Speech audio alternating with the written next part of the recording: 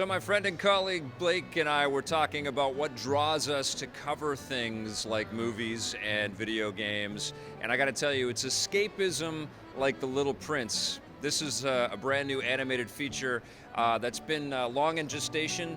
Previews started appearing for it last year, and I was absolutely blown away by the trailers and the little glimpses of the animation styles that I was able to see. And it is everything that is teased and a whole lot more. This is a very, very powerful movie.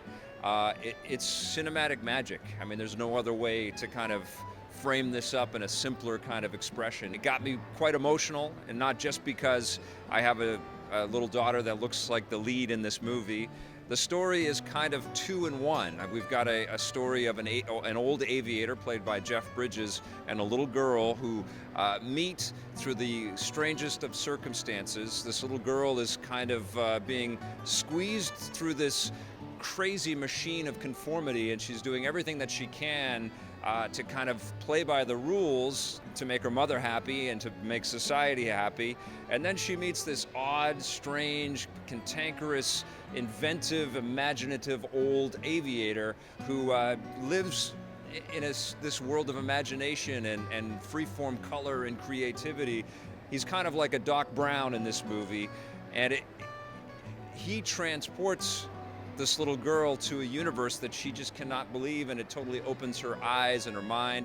And the way that this movie kind of presents that is it moves from this kind of current CG kind of reflection of the stuff that's in theaters almost every month right now to this beautiful kind of papercraft animation to tell the story of this little prince who lives among asteroids and has connections and relationships with little creatures like a rose or a fox and inhabitants of other asteroids among the stars. And it's just magic. It's really hard to kind of encapsulate into sound bites like I'm trying to do right here. This is just a movie about kind of not forgetting your childhood imagination, not forgetting the whimsy of life, not forgetting that in each of us is a unique beating heart, and we all have dreams, and we shouldn't forget them, And when I see a movie like this, it affects me in a very, very real way, in a tangible way.